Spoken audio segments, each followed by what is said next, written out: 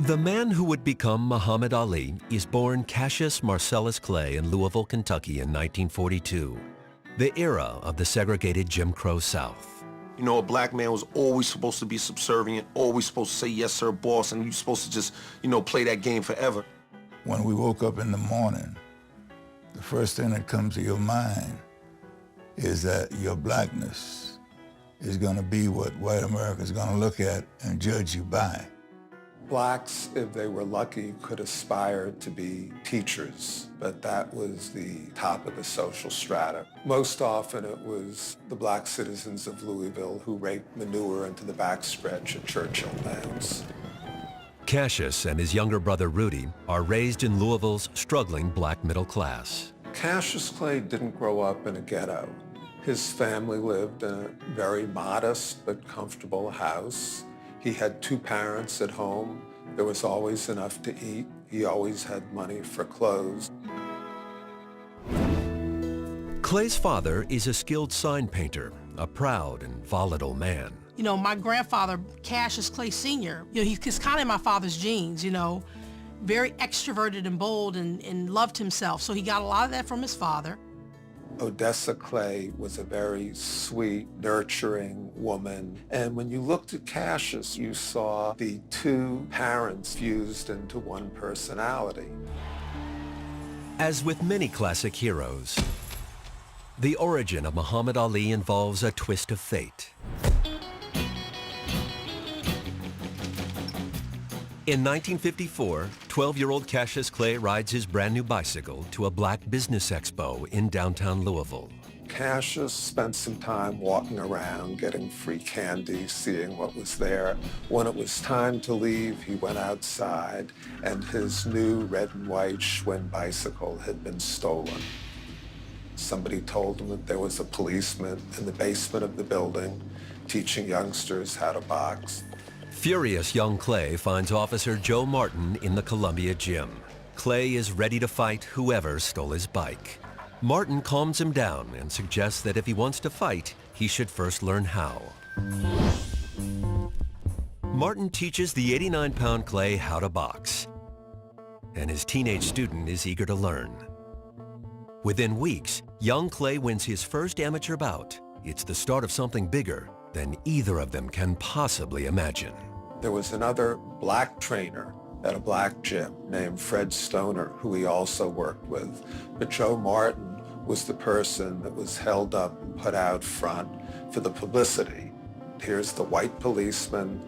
He taught this young fellow how to box. It's a feel-good story. Ambitious, driven Cassius Clay becomes a national Golden Gloves champion. It's a TKO decision for Cassius Clay. Rock and roll pioneer Lloyd Price often gigs in Louisville. But despite the fact that his song Stagger Lee is topping the charts, he's got to find lodging in a guest house on the black side of town. There was a corner spot called Rivers Lounge, and I would go there because it wasn't far from the guest house.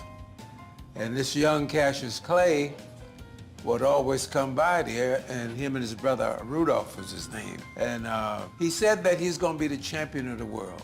He always had a big mouth, I'll be the champion of the world. He had all this energy, and he was ambitious, and the young guys at that time wasn't thinking like he was thinking.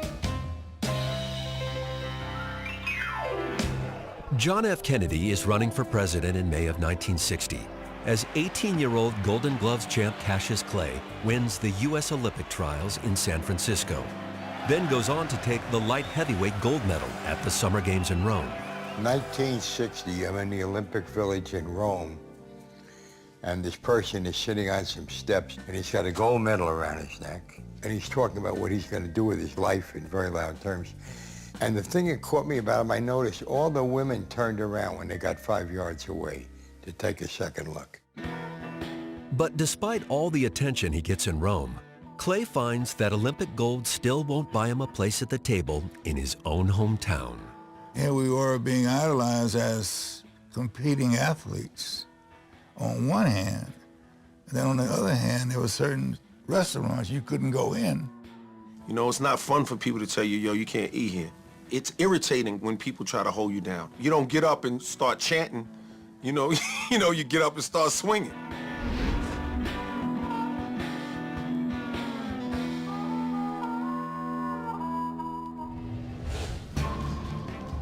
Boxing in 1960 has been a notoriously corrupt sport, rife with mob influence and crooked managers. Into this cesspool step 11 prominent Louisville businessmen backing their hometown Olympic hero. The Louisville sponsoring group were composed of white men who had good intentions.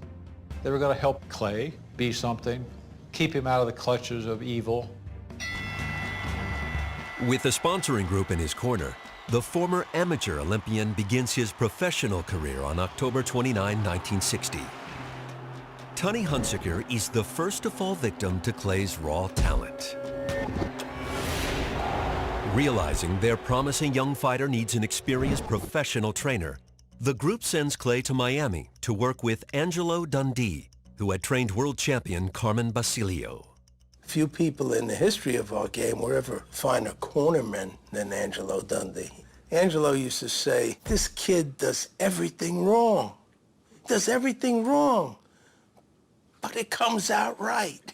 He did everything what they would characterize as being wrong, fundamentally. Kept his hands down, he swayed back and forth, he just pulled out of the way of punches just by millimeters.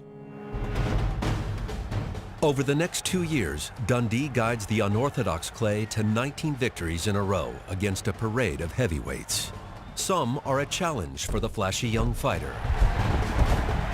Most are not. Heavyweights were not known to be that fast, and that mobile, and that fluid. Guys couldn't hit him, especially heavyweight. He might be big and he might be tall, but if he mess with me, he sure will fall. Gaining self-confidence, Clay starts predicting the round his opponents will fall. That he's going to knock him out in 4, he did it. He's going to knock him out in 5, he did it. 7, he did it. You know, that self-confidence is amazing what it will do to you. You want to make a prediction in rhyme, or are you going to work on that for a while? Well, it'll have to be in rhyme every time. My father had to market his fights and doing poetry and making rhymes, and I never forget, I said, Dad, where did you get that from? And he says, you know, he goes, there was a wrestler, Gorgeous George. Gorgeous George. He would say he was pretty, and he would comb his blonde hair, and he had 2 chicks on his arm, and people would just hate him. They would just fill the whole auditorium just to see this guy get hit. Inspired by Gorgeous George, Clay creates his own supremely confident persona. Float like a butterfly, sting like a bee. Oh, rumble, young man, rumble. Oh! Ali's the archetype for a rapper. Cockiness, the brashness, the offensiveness, the abrasiveness. Hip-hop is about revolution.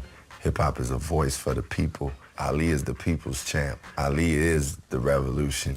The real dive will come on November the 16th, and in your hearts, you know I'm right. He's new to this game. He's got all these microphones and cameras in his face. He knows that there's a portion of the country that despises him and hates him. Ali was completely hip-hop. By 1963, Clay's audacious antics make him unpopular with many sports writers and boxing fans. There wasn't much that the older generation liked about Cassius Clay. The way he dissed them, laughed at their questions. A hint to the wise is sufficient. I remember seeing a Joe Louis fight. They asked him his reaction. He said, "I'm glad I win." Suddenly there was this guy who was not only articulate, but almost poetic, and with a great deal of braggadocio to boot. I am the man this poem is about, the next champ of the world. There isn't a doubt. If he told funny poems, it would be one thing. But he tells funny poems, he tells you how great he is to have written them and how great a fighter he is, and he's the greatest of all time. That rubs some people the wrong way. He was the best at everything. He was the most beautiful, and he hadn't really proven himself yet, so people are looking at him like, who does he think he is? But the example of a proud, confident black man appeals to a young generation who admire the fact that Clay isn't afraid to represent. To African Americans, he was a source of pride in that he took great delight in who he was and in broadcasting it to everyone. Just to say that you love yourself and to have self-pride showed people that they can do the same. He made me feel proud to, to be a black man. He just represented a symbol of strength to me. I'm going to make boxing popular again. Me with my beautiful, colorful personality. 21-year-old Clay is eager to prove he's more than a pretty face. Now a top heavyweight contender, he campaigns to fight the reigning champ, Sonny Liston. He went after Sonny with a vengeance. I want that bear. And what's going to happen to him? Bear. What's going to happen to him? He might be great, but he'll fall in 8. He's driving a bus onto Sonny's lawn, and he's yelling, "I want the bear. Get the bear out here. Come on, bear." It was starting to get under Sonny's skin. Big ugly bear, I'm tired of hearing Liston. Everywhere I go, they're talking about Liston. I can't wait for him, and he's going to fall in 8. He really tormented Liston. And finally Liston said, yeah, I'll fight him. It'll be easy money.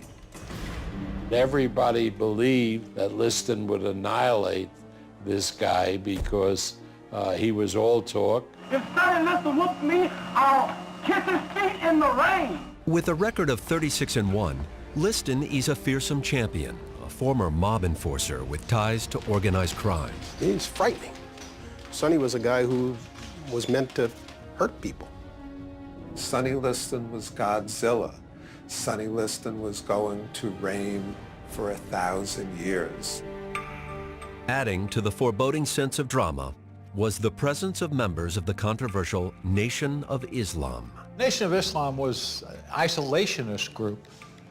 Elijah Muhammad wanted his own nation inside the United States.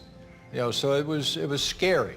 For the past few years, Clay has been studying the tenets of the Nation of Islam, as espoused by its leader, Elijah Muhammad, who preaches that white people are devils created by an evil scientist. But Clay is drawn to the basic message of black empowerment. It made him understand and promote, what is your history? What is your African history? Who are you? What is your name? Why do you have that name?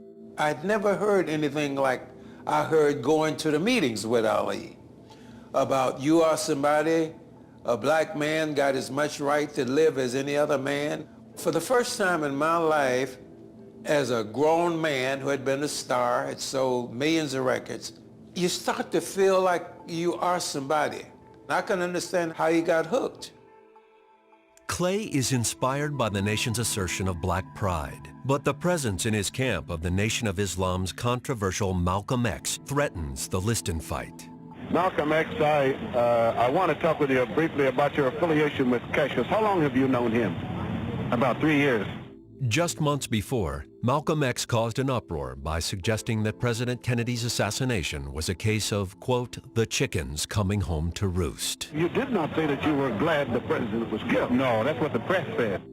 The promoter fears that negative publicity will kill ticket sales, so Clay's camp gets Malcolm to leave Miami until the day of the fight. February 25, 1964.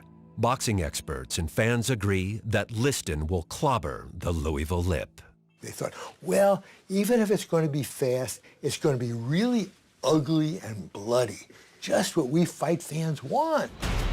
It was fast and it was bloody, but it was not what most fight fans expected.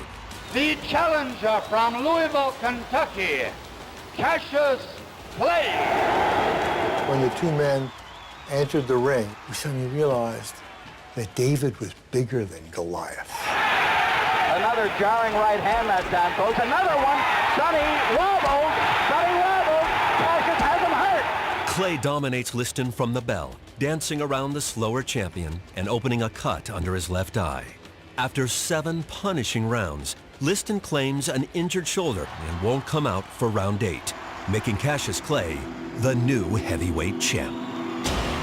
I don't have a mark on my face, and I upset Sonny Liston, and I just turned 22 years old. I must be the greatest. I told the world. There were a number of people who immediately said, oh, the fix was in. Sonny Liston quit against Cassius Clay. He was just getting beaten up. He didn't like it. He was a bully, and he couldn't take it. After his stunning upset of Liston, Clay holds a press conference that would only amplify the shock factor.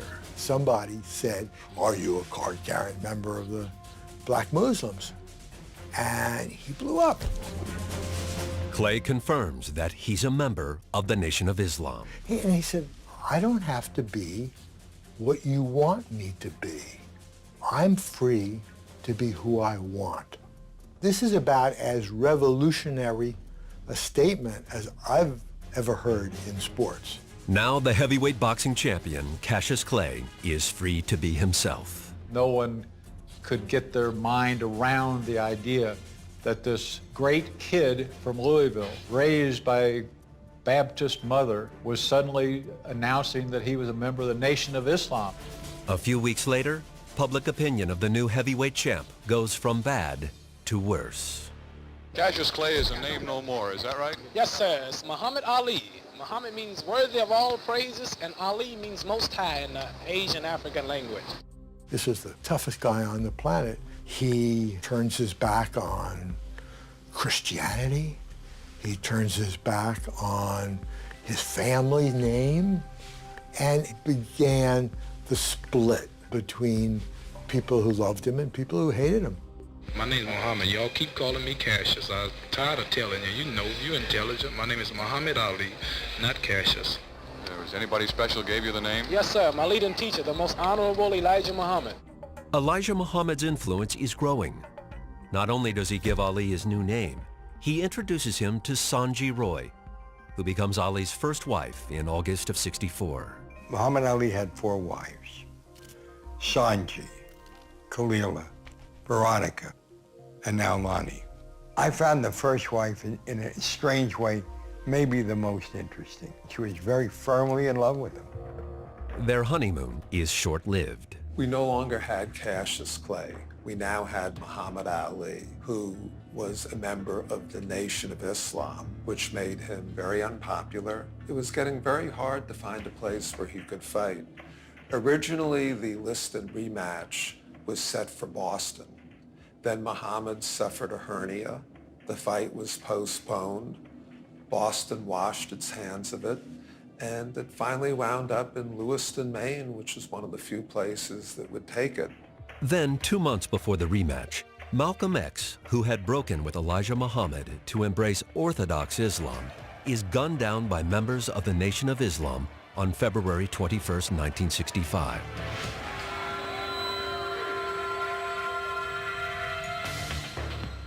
Muhammad Ali had broken from Malcolm and sided with Elijah Muhammad. So there was concern that Malcolm's followers might exact retribution against Ali.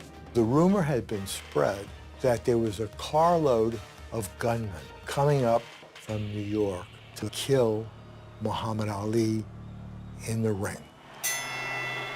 Ali Liston, too, was a mess. It was a mess outside the ring, and it was a mess once the fight started. Midway through round 1, Ali hits Liston with a blow that would become infamous as the Phantom Punch. Did you see the punch? Did you see it? Was it the punch heard around the world? It wasn't even a punch seen around the world. The punch was hard enough to knock Liston down, but he thought Liston could have gotten up.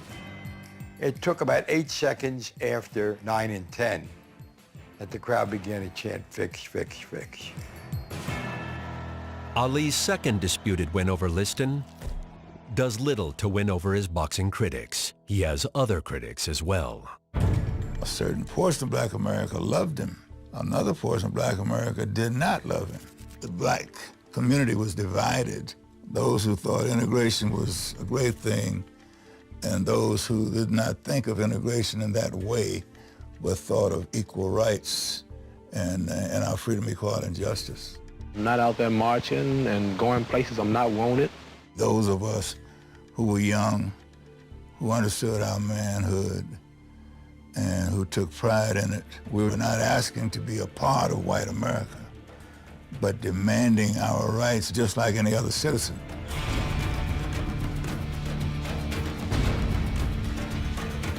Ali's support of the Nation of Islam's separatist policy alienates many in the civil rights movement, including Floyd Patterson, who turns his November '65 bout with Ali into a social, political, and religious battle. He said a black Muslim has no place being heavyweight champion in America, and that he, as a Catholic, was going to bring the title back to this country. Floyd was a nice man, but his approach was what we call an Uncle Tom approach, doing all the things that white America wanted you to do. You ain't nothing but an Uncle Tom for white people. What's my name, Uncle Tom Negro? I'll jump on you now. What's my name? When Muhammad Ali got him in the ring, he became pretty cruel in his beating of Floyd. He was really giving him a lesson, talking to him, hitting him and talking to him. Ali would disable Patterson, then step back, admire his work, and then beat on him some more. I believe they're gonna stop him. Ali beats Patterson by technical knockout. 2 months later, he sues his wife Sanji for divorce. She'd lost favor with her husband's increasingly influential Muslim inner circle. They said it was because she wore makeup. She wore daring dresses. They didn't want her because they had already picked out Khalila, who was working in a Nation of Islam restaurant. His brief marriage now over, so is his 6-year contract with the Louisville sponsoring group. Herbert Muhammad becomes Ali's manager. Herbert Muhammad was the son of Elijah Muhammad, who Muhammad Ali counted as his spiritual father. Herbert was an extension of that. Herbert Muhammad joins with pro football superstar Jim Brown and lawyer Bob Arum to form their own boxing promotion company, Main Bout. What we said was, the heavyweight champion of the world is boxing, and we should control boxing. But Main Bout can't control the U.S. Draft Board. Ali was rejected for service in '64 when he failed the written test. But the Vietnam War is escalating in February of '66, and the Army has lowered its standards.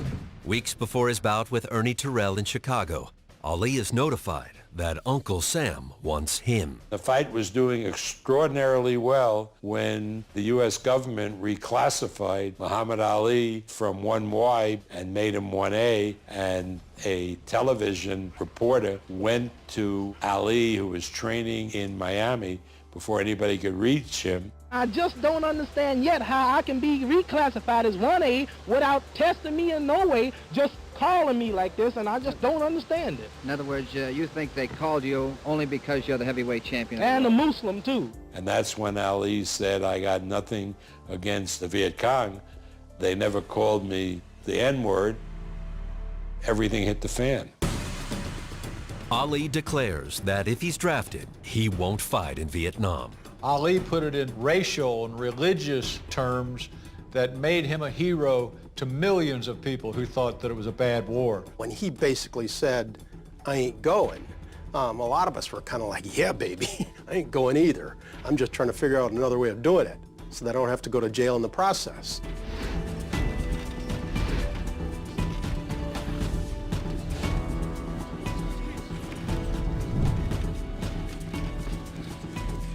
Then you're not apologizing for the unpatriotic statements that you made.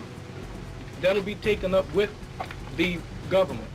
Ali's unpopular stand causes Chicago politicians to scuttle the Terrell fight, leaving his management looking for another fight in a new venue. We wanted to fight in Pittsburgh, and they ruled it out there, and then they tried Maine, but they didn't want us in Maine. The growing controversy over his anti-draft stand makes Ali toxic in the U.S., forcing him to win his next 4 fights in Canada and Europe, where he's a bigger draw than ever. A point not lost on one Texas millionaire. I got a call from this real character, Judge Roy Hoffines, who owned the Astrodome in Houston, and he said, you bring that boy down here, nobody is going to tell him he can't fight here. Ali knocks out Cleveland Williams before a record-setting indoor crowd. Smelling another box office bonanza, New York hosts Ali's next victory over Ernie Terrell. Ali is now 28-0 in the ring and still 1A in the draft. In April of '67, he finally gets his draft notice and reports to the induction center in Houston to begin one of the longest, toughest fights of his life. Former world heavyweight champion Cassius Clay refused to take the oath of induction into the Army. The black Muslim fighter, who is also known as Muhammad Ali, was immediately stripped of his title by the World Boxing Association. When a guy says he's not going to fight for his country, that irritates a whole lot of people.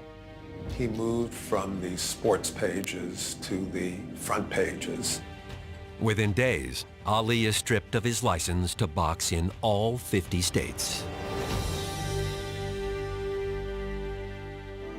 9 top Negro athletes meet with Cassius Clay to discuss his anti-draft stand. Jim Brown and Bill Russell organized a summit meeting in Cleveland. Clay's induction refusal cost him his title, and he faces a possible 5-year prison sentence. The Army was willing to make a deal. They were willing to guarantee that he would go in special services and he would be able to box. Behind the scenes, Herbert Muhammad, as a businessman, looked upon that as a possible option. The meeting started with them talking to Ali about accepting the deal. You wouldn't have to worry about being a soldier as such. You can do public relations. But Ali's attitude was, nope, don't want a deal. 2 weeks later, Ali is convicted of draft evasion in federal court. Sentenced to 5 years in prison and banned from boxing for 3 years, he remains free while his case is appealed. Whatever suffering or punishment I may have to take, it'll all be because of my religion. He was unafraid of the political repercussions, unafraid of any cultural repercussions, unafraid of losing money. He said he would probably fight again, but it was okay if he didn't. Long as he believed that he was the people's champ, that was good enough for him. A month after his conviction, Ali marries 17-year-old Belinda Boyd with the approval of Nation of Islam leaders. She fully supports her husband's refusal to be drafted. He said, I can't kill anybody. I just said, trust me, you'll be the greatest man ever lived if you don't go. Facing 5 years in prison and unable to fight while appealing his case, newlywed Ali needs to earn money, so he embarks on a college lecture tour. I would like to hear this from you, and I want the world and the cameras to hear it. Who's the heavyweight champion of the world? The student audiences loved his opposition to the war in Vietnam, but they were very much opposed when he spoke to them against the idea of interracial dating, against the idea of living in the same community.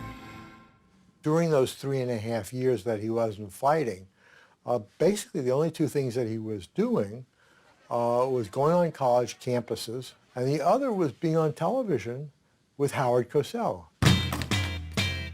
What do you say to that? I predict that the fans will be angry at the experts for misleading them so much. I think that his relationship with Howard Cosell was critical to his acceptance by America.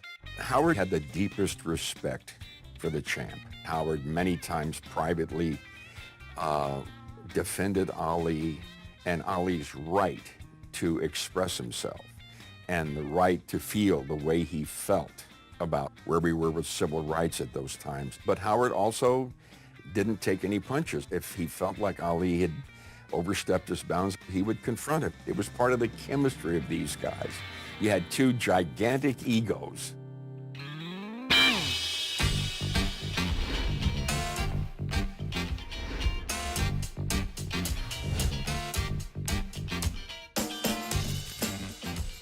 After 3.5 years in exile, Ali remains free as his appeals proceed in federal court.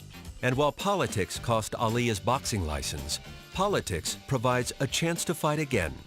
Georgia has no state boxing commission. Individual municipalities can sanction a fight. So Black State Senator Leroy Johnson strikes a deal with Atlanta's white mayor, Sam Massell. Leroy Johnson said, I want this fight to happen. I carry a lot of votes with me. Thus, Ali's comeback begins, surprisingly in the Deep South. Here's an African American reviled around America. Suddenly Atlanta is embracing him. He said, I got my license. I'm going to fight in Georgia. I'm going to fight in Georgia. I said, in Georgia? I said, down south? He said, yeah. I said, oh, Lord, we in trouble now. Ali returns to the ring on October 26, 1970. I don't believe that anybody is happier than this young man to once again step into the ring. 28-year-old Ali was stripped of his title, but he's never lost a fight, and Jerry Quarry is not considered competitive. Ali opens a cut over Quarry's eye in round 3, and the fight is stopped. Inactivity is deadly for any fighter, and for Muhammad Ali to have come back and still display the incredible hand speed and fluidity that he showed was amazing.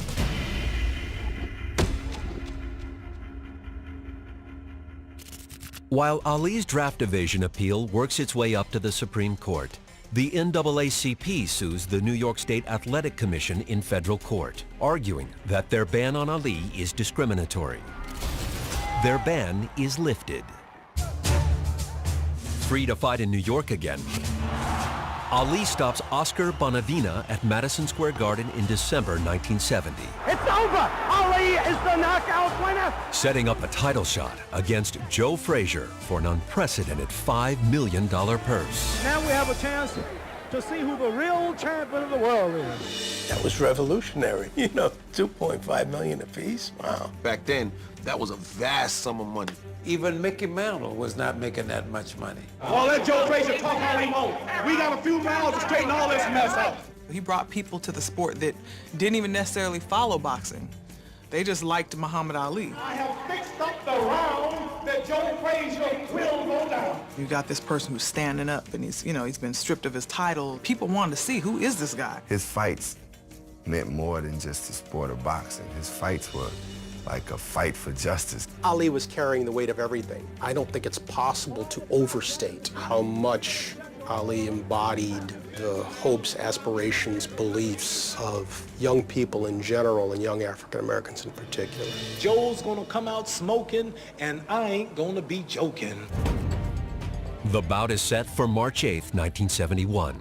As the fight approaches, the battle between two unbeaten heavyweights becomes far more than a boxing match. Get your hands off me! If you were a liberal, you were rooting for Ali. If you were conservative, you were rooting for Joe. It was a clash of cultures. There were the people who were demanding civil rights, who were against Vietnam, and the people who thought Vietnam was right. Then, damn it, we're going to put our views in the ring and settle it once and for all. March 8, 71. The world flat out stopped. The apartment that we lived in was going crazy for that fight. We were glued to the radio. I can still see Ali leaning back over the ropes, saying, "No contest." Meanwhile, Frazier is pounding him, 20 times. Ali absorbed an enormous amount of punishment, gave out an enormous amount of punishment. Yeah, and when the 15th came and they said he'd been knocked down, it was like, this can't be. Ali gets quickly to his feet, but the damage is done. Ali suffers his first loss. It's Frazier by unanimous decision. This can't have happened. This is impossible. It was impossible not because we didn't believe Joe Frazier could beat Muhammad Ali. It was impossible because his beating him meant they were right. And they couldn't be right. And the right-wing idiots and the hard hat guys and the ugly Americans, they were standing in the way of history. They were standing in the way of change. They were on the side of wrong. And so they couldn't be right. They just couldn't. In the first blush of defeat, Ali was gracious and elegant. He was perfect in giving Frazier credit. I've been always handing out the defeat, so now I'm defeated, and now I can see how other people felt. And when I do come back, if I ever do, I'll have more of a hunger or determination, which is something you lose in the intoxication of so-called greatness. By the next morning, he'd been robbed. He went on every late-night talk show. He convinced half of America or more that he had won a fight, and it killed Frazier. He was the only one who believed, coming out of that fight, that he would be champion again. 4 months after his unanimous loss to Frazier, Ali wins a stunning unanimous decision in the Supreme Court, which overturns his conviction for draft evasion. I mean, nobody would have believed that could have happened when Ali refused to step forward.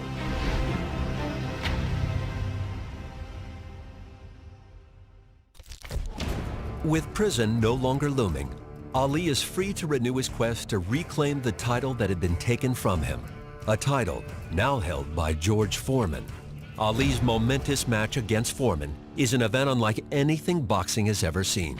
In 1974, promoter Don King and a consortium of backers make a deal with Zaire's strongman, President Mobutu Sese Seko, to host a worldwide live satellite broadcast of the Rumble in the Jungle. Ali basically showed that he could transcend the sport. He brought half of the media of the world to Kinshasa, Zaire. 10 long years after he first shook up the world, 32-year-old Ali is once again challenging a heavily favored champion. Foreman was the second coming of Sonny Liston. Remember, this wasn't an ordinary heavyweight. This was a guy who could knock down walls. Everybody felt that Ali was going to get hurt. This was this was a monster. I was so afraid that George Foreman was going to kill Ali. Both fighters train in Zaire for the bout on October 30th, but it's Ali who is embraced by throngs of African fans. It's unreal the amount of people, 10 to 15,000 people in the crowd following him, just shouting his name. Ali Boumaier. Ali Boumaier. He'd say, stop the car, and he'd get out, and he'd, Boumaier, Boumaier. He just wanted to create a crowd. Pretty soon you couldn't even walk across the street. All of that worked in Ali's favor. I mean, he was playing psychological games. He's punching voodoo dolls. He's got people beating on drugs. The champ is here. The champ is here. Me and maybe one other person thought he could beat George Foreman. He believed it. He believed it. Ali's confidence isn't shared by many boxing experts. But during the fight, Ali would add rope-a-dope to the lexicon and a great new chapter to his legend. Ali stands back, ties his man up, leans on the rope. Ali goes back on the ropes, and the ropes go back more.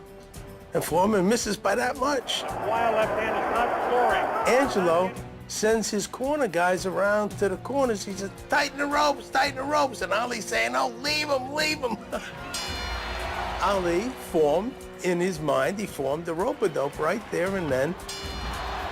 To take that kind of punishment from a guy like George, who knocked most guys out like they were rag dolls. I can't fathom taking those kind of blows from a guy who punches that hard. Those punches could crack ribs. How could you take this in your body? And Ali was taking it. And Foreman was punching himself out. I had predicted that Foreman was going to annihilate him. And in between rounds, when he started to wear George down, he said, hey, big fella, what do you think now? Knock George out. When Muhammad Ali put George down, he had proven that he is indeed the greatest. The great man has done it. Ali beats Foreman. Humiliates him. He stops and he says, fellas, you'll never know what this means to me. That should have been his retirement. How can you top that? You've went through the trials, your ups and your downs, your glory times. This is the time to retire. He had proven the point. You can't go any further once you prove the point. And there's something about the romance of athletics that it's hard for people to give up. For him, every fight was another drama, another circus, and he loved every minute of it. All those available ladies, all this love and admiration, it's very hard to walk away from that.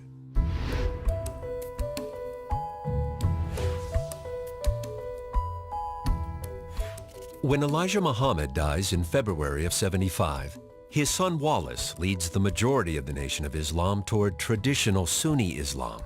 Ali, who has always had white men in his corner, embraces the change. Prejudice is a two-way street, He was driving down one side of it at one point in his life. Not unlike Malcolm X, who had a similar journey, and he evolved. He said, whites can become Muslims. Now he says, so you can become a Muslim. And he hugged me. There wasn't any racism in Ali. Later that year, Philippine President Ferdinand Marcos plays host to the third Ali-Frazier fight, the Thrilla in Manila, on October 1st, 1975. They'd been the two most dominant fighters of their time. Towards the end of their career, oh, here they are again in this big fight, and this is going to be the culmination of it all. For both fighters, it would also mark the beginning of the end. The fight took place at about 11 a.m. Manila time. Outside, the hot Philippine sun was beating down, and inside, this fight between these two great athletes was going on. These two guys was going at each other like they was going to just kill each other. They both took an enormous beating. They were both heroic that night. After 14 rounds of battle in the sweltering heat, Frazier and Ali, both mentally and physically spent, go to their corners to await the final round. That moment that you're sitting on your stool, your eyes swollen shut, or your legs are gone, you're totally exhausted. You look across and see your opponent, and he is just as in bad shape as you are. All of a sudden, your mind and your heart says, "That's ready to go?" And either you answer yes or no. Most guys say no. The special ones say yes. Ali was the one who said yes. Joe couldn't answer the bell, and Ali just passed out in the ring. It's all over. He said it was the nearest thing to dying.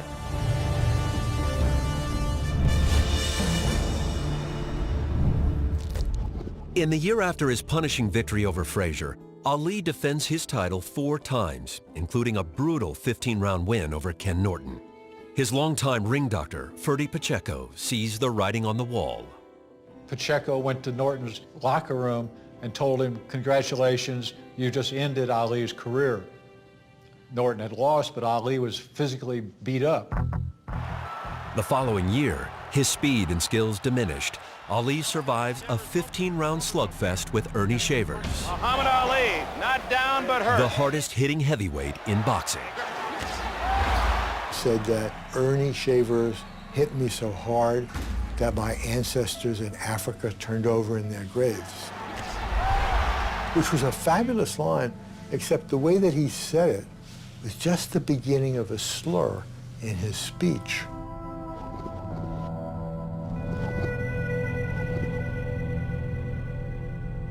In February of '78, Ali loses his title to Leon Spinks, a novice with just 7 fights under his belt. But he's not done yet. Fights Spinks again, beats him, regains the title, and then Don King gets Ali to fight Larry Holmes, and I was absolutely horrified. The Holmes bout is set for October 1980, a year after Ali's last fight against Spinks. His deterioration is evident. Even to those of us who never looked at Ali with clear eyes, it was clear that he was done.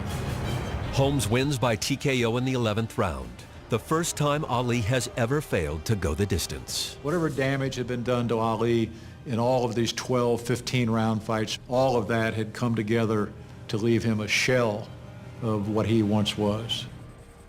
A year later, Ali steps into the ring one last time to fight Trevor Berbick on December 11, 1981. The whole family went, and up until the fight, we were begging him in his hotel room, "Don't fight, you don't need to do this anymore." After the loss to Berbick, Ali finally calls it a career. It's hard to tell a champ that it's time, it's over, because we always believe we can always win that fight. Ali fought. That's what he did. And we who loved him really had no say in it and no right to say, "No, we don't want you to fight anymore because it ruins our memory." Well, he had a right to say, "I will choose when I'm going to leave it." And he did.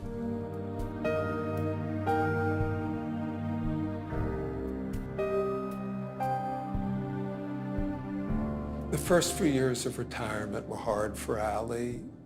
He was no longer in the spotlight as heavyweight champion of the world. But the worst thing was that the Parkinson's syndrome was becoming clearer and clearer. When you stay in the ring too long, it's going to really start wearing down on you, and that's exactly what happened to my father. Ali's Parkinson's syndrome is made public in 1984. It's really hard for me and everyone else to see a man who used to be so great with words. Now that's one of the things that he can't do. It's a sad thing because you wonder what he would be saying now. We need that Louisville lip because there's nobody speaking for African Americans or Americans like Ali spoke. That voice just isn't there. When Ali stopped really talking in public and really doing his whole Ali thing, he has said so much that it still echoes.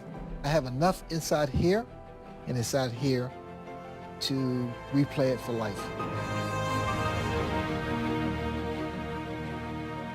We're in a hotel room in Las Vegas at an event, and this is like 90s, so the Parkinson's he can still walk, but he's talking very soft. And he goes, I want to make it to heaven, and I wasn't a perfect person, and this Parkinson's shut me down. I can't do nothing wrong now, But he said, I'd rather suffer now than in the hereafter. By 1986, Ali is 5 years into retirement and on his third marriage.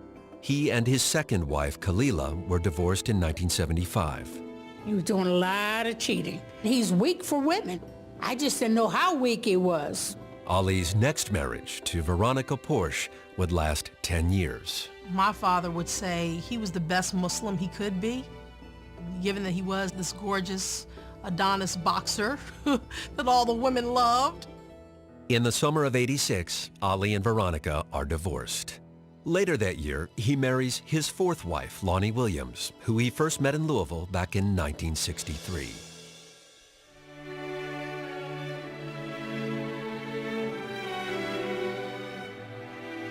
In 1996, Ali would make a memorable return to the global spotlight. We were thinking who would be an American Olympian who could light the cauldron that would mean the most to people watching around the globe. Ali was the guy who made the most sense. And it was not met with wide open endorsement. There were some people who said, well, he was a draft dodger, wasn't he? Misher and Ali's longtime friend Howard Bingham work out a deal in which they agree to keep Ali's torch-lighting role a secret. Howard Bingham calls me. Your dad's lighting the torch. Don't tell anyone. Just call your sisters and brothers. And I'm in a control room at the bottom of the stadium with 26 cameras and, directing the world feed. But even down there, in the bowels of the stadium, I could hear what was going on up there. And I never dreamed that it would be that strong and that powerful. When my father gets nervous, he shakes more. So he's shaking the torch, and I'm like, oh, Lord, Dad gonna burn down the stadium. There was a part of me saying, oh my God, look at Muhammad, feeling sorry. But then there was the other part of me said, for God's sake, that's Muhammad Ali. To have predicted in 1967 how much Ali and his personality would resonate around the world 20 or 30 years later, there were a lot of people that would have said that will never happen. The transformation of Ali from the most hated man in America to this beatified Ali of today was complete reversal. But those of us who believed we were in the right back in the 60s, this simply validates it. That, hey, you finally came around. You couldn't stop the march of history. He saw where it was going. He pointed the way. You hated him for it, but you couldn't stop it. Ali is awarded the Presidential Medal of Freedom in January 2005. Later that year, the nonprofit Muhammad Ali Center opens in downtown Louisville, not far from where his bike had been stolen over 50 years before. His legacy is that when you believe in yourself, no matter what the odds are, if you're on the right side of history, and if you perfect your craft, you can accomplish anything. He stood up on a level that nobody else stood up, and he had a platform that no one else had, risking his personal success and his personal wealth to basically tell the truth. People today are fond of saying, yes, Muhammad Ali stood up for his principles, but there's been a determined effort to wipe away cognizance of what those principles once were. Don't wipe out the memories of what Muhammad stood for in the 1960s. Take it, build on it, and show how Muhammad Ali and America both changed and came together in the end. He was no saint. He was no devil. He was Muhammad Ali. And nobody else ever was or ever could be.